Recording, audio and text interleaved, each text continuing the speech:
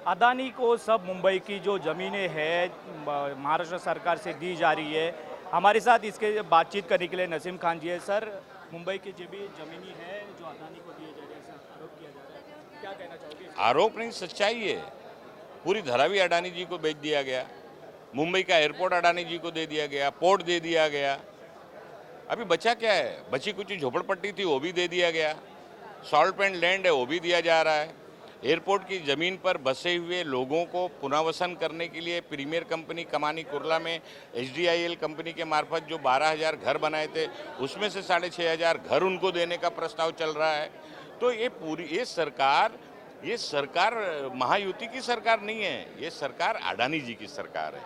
अडानी जी के इशारे पर ये सरकार निर्णय लेती है, ये सरकार फैसला करती है और उनकी जेब भरने का काम महाराष्ट्र की महायुति अगर सरकार कर रही है। पवई है, पवई भीमनगर में ऐसा ही मामला हो गया था। 750 जो झोपड़ियाँ थी तोड़ी गई थी जमीन खाली करने के मामले में। अभी वो लोग बेघर हो चुके हैं।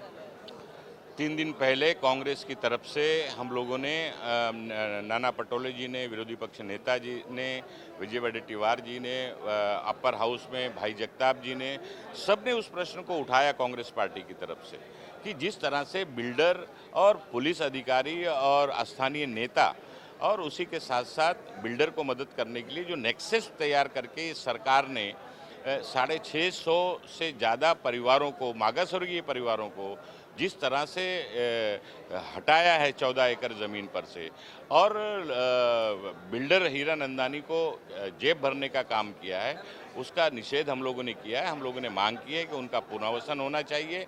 जो अधिकारी, पुलिस और बीएमसी के लोग शामिल हैं उनके ऊपर एट्रोसिटी एक्ट के मुताबिक गुना दाखिल होना चाहिए, केस दायर होना चाहिए।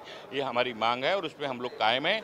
जरूरत पड़ेगी तो मुंबई हाई कोर्ट से लेकर सुप्रीम कोर्ट तक उनके लिए लड़ेंगे। सर, ऐसा भी कहा जा रहा है कि 3 महीने के बाद चुनाव है, इसके पहले ही पैरी लाठी बनना ये योजना आई है, तो इसके बारे में आप क्या कहना चाहेंगे? जितनी भी सरकार ने बजट में पिछले दिनों जो घोषणा की है, सरकार डरी हुई है। अब लाडली बहना की याद आ रही है, इसके पहले लाडली बहना की याद क्यों नहीं आई? अब शेतकरियों की याद आ रही है, इसके पहले किसानों की याद क्यों नहीं आई है? अब नौजवानों की याद आ रही है, इसके पहले बेरोजगार नौजवानों की याद क्यों नहीं है? ये डरे हुए हैं।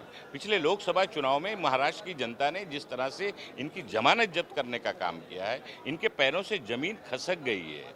इसीलिए इस तरह का चुनावी बजट इन्होंने पेश किया है और उस बजट के माध्यम से लोगों को धोखा देने का काम किया है।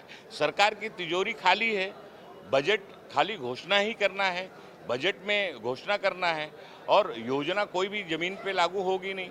किसी लाडली बहना को ना पैसा मिलेगा, ना किसानों का भला होगा, ना बेरोजगारों का भला होगा। ये चुनावी स्टैंड है 2 महीने के लिए और 2 महीने के बाद कहेंगे हमारी सरकार नहीं आई, इसलिए हम नहीं कर पाए। तो ये महायुति सरकार का ये चुनावी बजट है और लोगों को मूर्ख और धोखा देने का काम किया है महायुति सरकार ने। जो भारतीय जनता पार्टी की शैली है कि झूठ बोलो, बार बार बोलो, वही शैली ये सरकार चला रही है। जो हमारे साथ थे वो नसीम खान थे। उन्होंने कहा है कि जो सरकार है वो झूठ सरकार है, झूठ बोलो लेकिन बोलो, ऐसा उनका कहना है। वीडियो जर्नलिस्ट रवि के साथ मैं हूं मनोज तांबे, आवाज़ इंडिया, विधान भवन।